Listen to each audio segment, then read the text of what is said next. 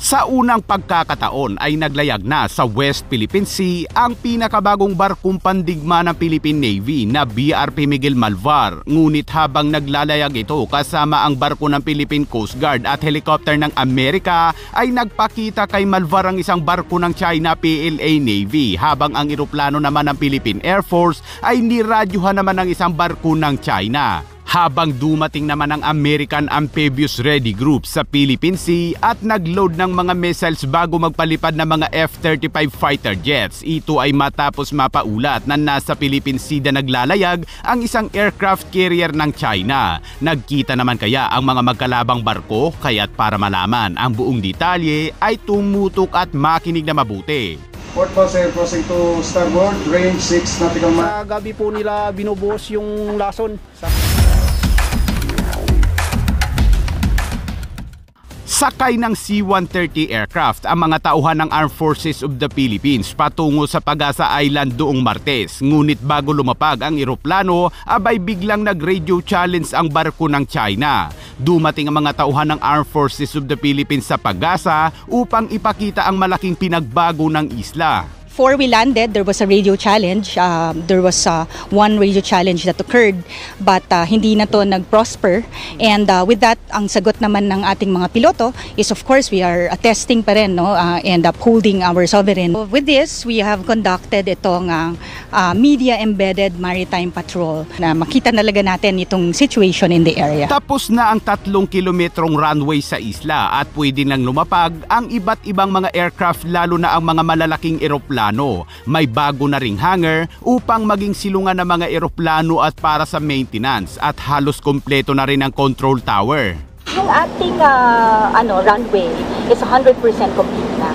So yung mga ancillaries na lang, no, sa paligid, yun na lang yung for completion, and we're aiming to complete it within the year. Bukod sa runway, hangar at control tower ay patuloy din ang konstruksyon ng pier upang makadaong na rin sa isla ang mga malalaking barko ng Philippine Navy at Philippine Coast Guard, dahil sa ngayon ay hindi pa rin makadaong ang mga barko sa isla. Bukod sa mga military facilities ay sinemento na rin ang mga kalsada sa komunidad. Mayroon na ring sapat na supply ng kuryente. May desalination na rin sila upang pwedeng gawing panghugas o mainom ang tubig dagat. So tinitingnan natin dito are multi-role facilities, no?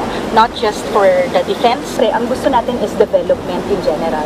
Hopefully, no, baka in the near future, tourist spot. Madalas pa rin sa paligid ng isla ang mga barko ng China tulad ng Coast Guard, militia vessels at PLA Navy, at ayon pa sa mga mangingisda ay nakakaapekto umano sa kanila ang mga barko ng China. Binablock po kami ng mga barko nila. Hindi po kami basta-basta makapasok doon sa mga bahura. Bukod sa panghaharang ay may nanglalason din daw sa mga isla, kaya't ang dati na 4,000 kita kada araw ngayon ay nasa 1,000 na lang. Dahil po sa cost ng lason, cyanide ng mga Vietnamese. Sa gabi po nila binubuhos yung lason sa paikot ng isla. Kasabay naman ng selebrasyon ng ika-50th anniversary ng pagkakaibigan ng Pilipinas at China. Sinabi ni Chinese Ambassador to the Philippines, Buang Silian, importante daw ang pagkakaibigan at pagkakaunawaan ng China at Pilipinas. Especially important for us to emphasize, to highlight the people-to-people exchanges and the understanding between our two peoples. Samantala, interoperability at seamless communication, ilan lamang ito sa naisanayin ng Philippine Navy at Philippine Coast Guard kasama ang kanilang counterpart mula sa Amerika sa isinagawang maritime exercises sa karagatan ng Zambales. At bandang 8:00 ng umaga kahapon ay sinimula na ng Philippine Navy na mag-link up sa Philippine Coast Guard. Port Pasay crossing to starboard, range 6 nautical miles, CP 4.3 nautical miles. We're able to test our capabilities. We're able to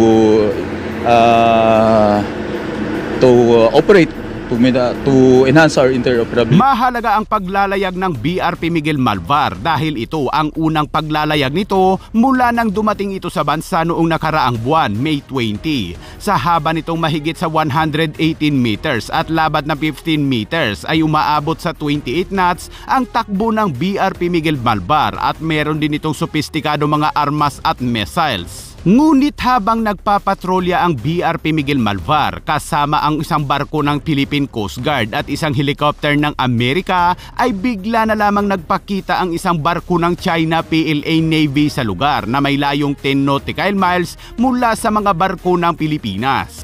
We were able to detect it sa radar natin from the range of 8 to 10 nautical miles using our sensors, our radar. However, wala naman pong ginawang unusual activity. At sa huli ay hindi naman tuluyang lumapit ang barko ng China PLA Navy at naging mapayapa ang mga misyon ng BRP Miguel Malvar at pagsasanay ng Philippine Navy, Philippine Air Force, Philippine Coast Guard at US Marines na ang misyon ay upang mapanatili ang kapayapaan sa Indo-Pacific region.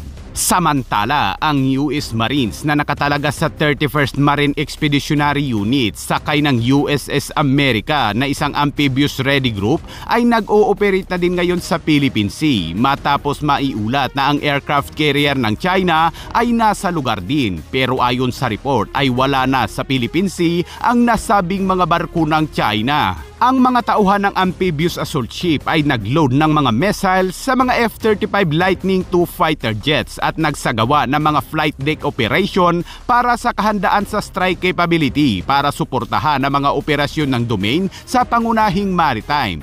Ang Amphibious Ready Group ay regular na nakikipag-ugnayan at nagpapatakbo sa mga kaalyado at kasosyo sa pagpapanatili ng isang free and open Indo-Pacific. Ang USS America ay nangungunang barko ng American Amphibious Ready Group na tumatakbo sa ilalim ng US 7 Fleet Area of Operation. Ang US 7 Fleet ay ang pinakamalaking forward deploy number fleet ng US Navy na regular na nakikipag-ugnayan at nagpapatakbo sa mga kaalyado at kasosyo sa rehiyon. Samantala nanawagan si higsit sa mga bansa sa Asia na handang sumali sa labanan na lagi umanong maghanda at pahusayin ang depensa para sa hindi malayong magsimula na digmaan laban sa China.